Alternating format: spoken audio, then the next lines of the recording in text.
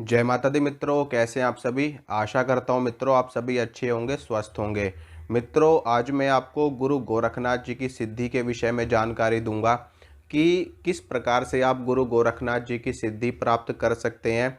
देखिए मित्रों, गुरु गोरखनाथ जी नाथों के नाथ हैं, नाथ संप्रदाय के प्रचारक प्रसारक हैं और गुरु गोरखनाथ जी शाबरी विद्या के भी बहुत ही सिद्ध सिद्ध ज्ञाता थे और उन्होंने बहुत सारे शाबर मंत्रों की रचना करी है। एक तरीके से उन्होंने शाबर शाबर मंत्रों का ग्रंथ ही जन कल्याण के लिए सौंपा है, जन कल्याण के लिए दिया है। तो मित्रों, यहाँ पर मैं आपको बताना चाहता हूँ कि गुरु गोरखनाथ जी के साथ में बहुत सारी शक्तियाँ चलती हैं या फिर बहुत सारी शक्तियाँ गुरु गोरखनाथ जी की बात मानती हैं, उनके अधीन चलती हैं एक तरीके से। देखिए, यहाँ पर बात करेंगे, माता काली चलती हैं गुरु गोरखनाथ जी के साथ में और 5 बावरी चलते हैं गुरु गोरखनाथ जी के साथ में, जिसमें सबल सिंह बावरी चलते हैं, केसरमल बावरी चलते हैं।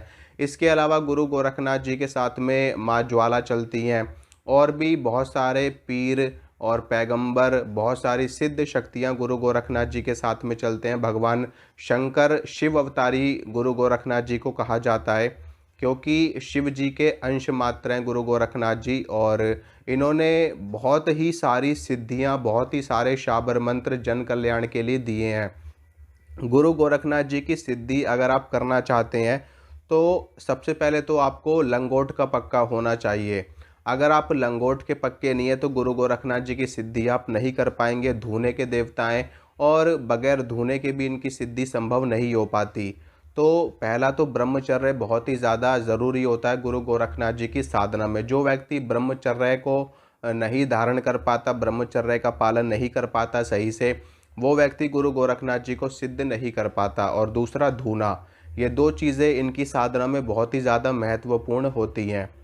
अब इसमें बात करेंगे नवनाथ 84 सिद्धों की, जो कि गुरु गोरखनाथ जी के साथ में चलते हैं। और अगर आपने सिर्फ और सिर्फ गुरु गोरखनाथ जी की सिद्धि प्राप्त कर ली ना मित्रों, तो सही बता रहा हूँ कि कोई शक्ति ऐसी बचेगी नहीं जिस शक्ति को आप सिद्ध ना कर पाओ। क्योंकि गुरु गोरखनाथ जी की सिद्धि प्राप्त होते ही गुह्य से गुह्य शाबर मंत्र का भी ज्ञान आपको होना शुरू हो जाएगा।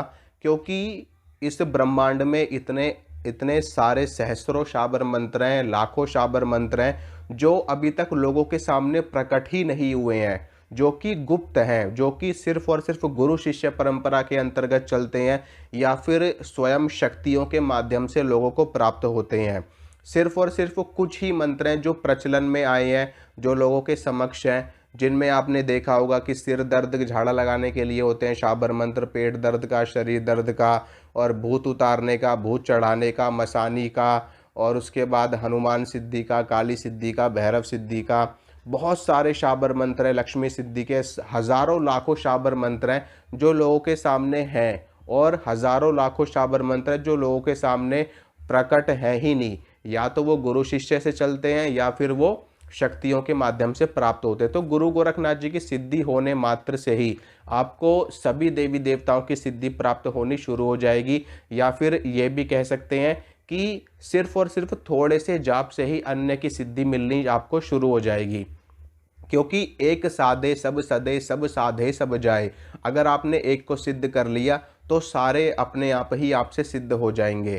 क्योंकि शक्ति एक ही है, सिर्फ स्वरूप अलग अलग हो जाते हैं। तो जब आपने एक ही शक्ति को सिद्ध कर लिया, एक स्वरूप को सिद्ध कर लिया, तो अन्य स्वरूपों की सिद्धि में कौन सा समय लगना है। तो इसी प्रकार से गुरु गोरखनाथ जी को अगर आप सिद्ध कर लेते हो तो समस्त देवी देवता अपने आप ही आपसे सिद्ध हो जाएंगे। बस थोड़ा सा जाप आपको करना पड़ेगा और शाबर मंत्रों के बहुत बड़े ज्ञानी आप बन जाएंगे। ठीक है, हर प्रकार की शाबरी विद्या आपके पास होगी, हर प्रकार की शक्ति को काटने में आप समर्थ रहेंगे, हर प्रकार की शक्ति को चलाने में आप समर्थ रहेंगे। चौकी, घात, कृत्या, मूठ करनी, मारण का प्रयोग, कृत्या, इन सभी प्रयोगों को नष्ट करना आपके बाएं हाथ का खेल होगा। धूने से अगर भभूत उठा करके भी आप किसी व्यक्ति को दे दोगे तो उसका काम बन जाएगा। धूने से भभूत उठा करके किसी के मस्तक पे लगा दोगे तो समस्त भूत प्रेत डाकिनी शाकिनी भाग जाएंगी। तो लेकिन इसके लिए आपको साधना करनी पड़ेगी गुरु गोरखनाथ जी की। ये जो सिद्धि मैं आपको बता रहा हूँ, ये सिद्धि आप एक दिन में भी प्राप्त कर सकते हो। ठीक है। एक एक तो एक दिन की सिद्धि का विधान है और एक विधान है इसका 41 डेज का, यानी कि 41 दिनों का। ठीक है। अगर आप एक दिन में सिद्धि प्राप्त करना चाहते हैं इस मंत्र की, जो गुरु गोरखनाथ जी का शाबर मंत्र है, तो आपको होली या दीपावली, ये दो ही दिन इसमें आपको काम आएंगे, या तो होली पे या दीपावली पे या फिर महाशिवरात्रि पे। ठीक है। होली, दीपावली, महाशिवरात्रि ग्रहण काल में करोगे, लेकिन ग्रहण काल 1-1.5 घंटे का ही ज़्यादा से ज़्यादा मिल पाता है, कभी 2 घंटे का मिल पाता है, तो उतने में बात बन नहीं पाएगी। ठीक है। इसके लिए आपको और समय थोड़ा सा देना पड़ेगा जाप के लिए। तो होली दीपावली सबसे बेस्ट है। उसके बाद में शिवरात्रि का, महाशिवरात्रि का जो पर्व आता है, उस पर भी आप सिद्धि कर सकते हो। ठीक है। तो आपको करना क्या है, और इसके अलावा जो दूसरी साधना 41 दिनों की, वो आप कभी भी कर सकते हो, कभी भी शुरू कर सकते हो, यानी कि शुक्ल पक्ष में आप शुरू कर सकते हो। अमावस्या के बाद का जो पक्ष आता है, अमावस्या के बाद के जो 15 दिन होते हैं वो शुक्ल पक्ष होते हैं, तो उनमें आप अगर 41 दिन की सेवा उठाना चाहते हो, 41 दिन की साधना उठाना चाहते हो, तो वहाँ पर पे आप उठा सकते हो। उसके लिए आप शुक्ल पक्ष का जो पहला दिन होता है, जो यानी कि प्रतिपदा, यानी कि पहला पहला दिन जो आता है, उस दिन से आपको साधना उठानी है, संकल्प लेना है और 41 दिनों तक साधना करनी है, जब तक भी आपकी साधना चले, यानी कि 41 दिनों तक। और अगर आप 41 दिन की साधना उठा रहे हो, तो उसमें आप, अगर आप अखंड दीपक जला सकते हो गुरु गोरखनाथ जी के लिए देसी घी का, तो बहुत ही ज़्यादा अच्छा है। अगर अखंड दीपक नहीं जला सकते, तो सुबह शाम का दीपक जला करके आपको जाप करना है। ठीक है। और इसमें आपको क्या करना पड़ेगा, ब्रह्मचर्य का पालन करना पड़ेगा, ज़मीन पे आपको सोना पड़ेगा, और इसमें आपको बिल्कुल सात्विक भोजन लेना, प्याज लहसुन का सेवन आपको नहीं करना, बिल्कुल सात्विक आहार होना चाहिए। और हाँ, वो भोजन, अगर कोई स्त्री रजस्वला है, अपने मासिक धर्म में है, तो उस समय पर भी उस स्त्री के हाथ का पका हुआ भोजन आपको नहीं खाना है। ठीक है। अगर आप अपनी साधना में हो तो उन दिनों में आप या तो फल फ्रूट खाइए, नहीं तो अपने हाथ से भोजन पका करके खाइए। और बाकी ज़मीन पे सोना है, आपको ब्रह्मचर्य का पालन करना है। गुस्सा, लड़ाई झगड़ा, कलेश, गाली देना, फालतू की चीज़ें बकना, अंडा, मीट, शराब, प्याज लहसुन, इन सारी चीज़ों का परहेज, ये सारी चीज़ें बंद हो जाएंगी आपकी। बिल्कुल बिल्कुल आपको एक संत की तरह बन जाना है 41 दिनों के लिए। जैसे संत होते हैं जो बिल्कुल ना किसी से फालतू बोलते हैं, ना फालतू की कोई चीज़ करते हैं, बस खाली अपनी साधना में लीन रहते, तो उस 41 दिनों में भी आपको अपनी साधना में ही लीन रहना है। बाकी सात्विक भोजन ही लेना है, अपने हाथ का पका हुआ लेना है, बाकी दिनों में आप खा सकते हो। तो और उसके बाद में आपको वहीं पर सो जाना है जहाँ पर आपने अखंड दीपक जलाया है, वहीं पर अपना बिस्तर लगा करके, पास में थोड़ा सा दूर, थोड़ा सा गैप करके। ठीक है। मंदिर को छूना नहीं है आपको, जहाँ भी आप बैठे हो, लेटे हो। और मंत्र मैं आपको बताता हूँ, मंत्र सुनिए। मंत्र छोटा सा मंत्र है, बहुत ही छोटा मंत्र है मित्रों। ठीक है। और नाथ संप्रदाय में गुरु मंत्र के रूप में भी ये मंत्र चलता है। और मंत्र सुनिए, ओम शिव गोरक्ष, ओम शिव गोरक्ष, ओम शिव गोरक्ष। तो ये मंत्र है गुरु गोरखनाथ जी का। इस मंत्र से आपको गुरु गोरखनाथ जी की सिद्धि एक दिन में भी मिलेगी और 41 दिन में भी मिलेगी, फैसला आपके ऊपर है। होली पे कर लो तो एक दिन में सिद्धि मिल जाएगी, दिवाली पे कर लो एक दिन में सिद्धि मिल जाएगी, नहीं तो फिर आप 41 दिन की साधना आपको करनी पड़ेगी। अब अगर आप होली पे करते हो या दिवाली पे करते हो, तो उस दिन भी आपको गुरु गोरखनाथ जी की पूरी पूजा करनी है। पूरी पूजा में मतलब उनके समक्ष आपको दीपक जलाना है, धूप बत्ती जलानी है, उनके लिए भोग प्रसाद आपको निकालना है। गुरु गोरखनाथ जी को भोग में आप रोट का प्रसाद लगा सकते हो, और गुरु गोरखनाथ जी को लंगोट आपको अवश्य चढ़ाना चाहिए। ठीक है। उनको उनको केसरिया रंग का जो वस्त्र होता है, जो संत लोग डालते हैं अपने ऊपर, वो वाला वस्त्र आप उनको चढ़ा सकते हो, 1.25 मीटर या फिर 2.5 मीटर, 5 मीटर, इस प्रकार से जितना एक मनुष्य के लिए उपयोग में हो आ जाता है, उतना आपको कपड़ा, आप उनके लिए कपड़ा भी रख सकते हो, और आप उनको लंगोट भी चढ़ा सकते हो, और उनको आप स्वापी चढ़ा सकते हो गुरु गोरखनाथ जी को। ठीक है। तो वो आप चढ़ा सकते हो। और इसमें आपको भोग में उनको रोट का भोग लगा सकते हो, मालपुए का भोग लगा सकते हो, 5 बताशे, 2 लौंग, 2 इलायची, इसका भोग भी आप लगा सकते हो। इसके अलावा आप मिठाई चढ़ा सकते हो, 5 प्रकार की, 7 प्रकार की, पंचमेवे का भोग आप लगा सकते हो।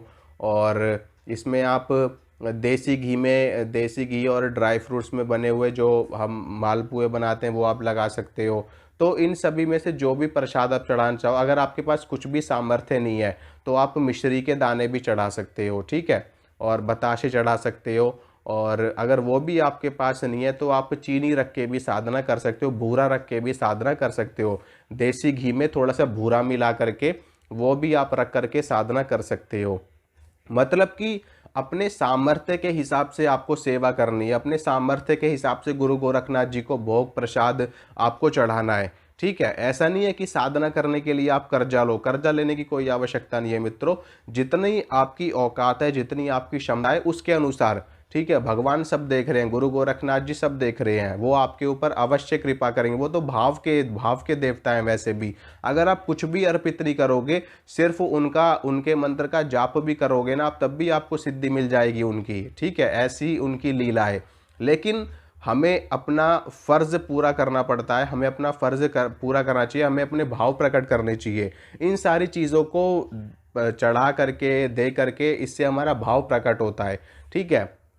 और मंत्र मंत्र भी आपको करना है। होली की रात में रुद्राक्षी माला पे जाप करना है, ओम शिव गोरक्ष का जाप पूरी की पूरी आपको 108 माला करनी है, ठीक है।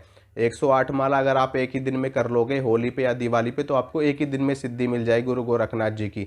जब सिद्धि आपको प्राप्त हो जाएगी तो उसी वक्त आपको अनाहत नाद सुनाई देने लगेगा, ठीक है। नाद सुनाई दे सकता है आपको। आपको स्वप्न में जब आप सिद्धि करके सो जाओगे रात्रि काल में, तो आपको गुरु गोरखनाथ जी के दर्शन हो सकते हैं स्वप्न में। गुरु गोरखनाथ जी की सवारी आपके ऊपर आ सकती है और उनकी कृपा आपके ऊपर हो सकती है। कृपा तो वैसे भी होगी उनकी, ठीक है। अगर सिद्धि नहीं भी होती तब भी उनकी कृपा आपके ऊपर होगी। लेकिन ये आपको बता लो, आपके आज्ञा चक्र में इतनी ज़ोर से वाइब्रेशन होगा और गुरु गोरखनाथ जी के दर्शन आपको हो जाएंगे। आपको अखंड ज्योत में गुरु गोरखनाथ जी के दर्शन हो सकते हैं, ज्योत में हो सकते हैं, सपने में हो सकते हैं, साक्षात भी हो सकते हैं। तो वो उनके ऊपर है, वो किस माध्यम से आपके साथ संपर्क करते हैं। जब आपकी सिद्धि हो जाएगी तो उसके बाद में आप अपना रोज की एक माला करिए, बस उतना ही काफ़ी है आपके लिए। बाकी जो आपने सामान अर्पित किया है, जो दक्षिणा वगैरह आपने चढ़ाई है, फूल वगैरह आपने चढ़ाए हैं, दक्षिणा मंदिर में चढ़ा दो, फूल वगैरह आप विसर्जित कर दो, भोग प्रसाद आप खुद खा लो, अपने घर में बांट दो सबको, बाहर वालों को नहीं बांटना। सिद्धि का प्रसाद बाहर वालों को नहीं दिया जाता, ठीक है, सिर्फ आपको खाना है और आप अपने घर के लोगों को भी दे सकते हो। बाकी जो भी सामान है वो आप मंदिर में जा कर के चढ़ा सकते हो। इतना करने के बाद में सिद्धि आपकी पूरी हो जाएगी। उसके बाद में आप रोज़ एक माला करो और फिर जो भी आपका कार्य हो, जो भी गुरु गोरखनाथ जी से आपको कार्य करवाना है, मंत्र का जाप करो और गुरु गोरखनाथ जी से अरदास लगा दो। 11 रुपये निकाल करके, हे गुरु गोरखनाथ जी, ये 11 रुपये की अरदास है और हमारा ये ज़रूरी काम है, कृपया करके आप इस काम को जल्दी से जल्दी सिद्ध करवा दीजिए। जब आपका वो काम सिद्ध हो जाए तो उसी 11 रुपये का प्रसाद चढ़ा दो गुरु गोरखनाथ जी को और प्रसाद बांट दो। बस इतना ही काम करना है आपको, ठीक है मित्रों। तो आशा करता हूँ मित्रों, जो जानकारी मैंने आपको दी आपको अच्छी लगी होगी, पसंद आई होगी। अगर मेरे द्वारा दी गई जानकारी आपको अच्छी लगती, पसंद आती है, तो वीडियो को लाइक करना, वीडियो को शेयर करना, चैनल को सब्सक्राइब करना। इसी तरह की जानकारी मैं आपको लगातार देता रहूँगा। मिलूँगा आपसे अगली वीडियो में। जय माता रानी की।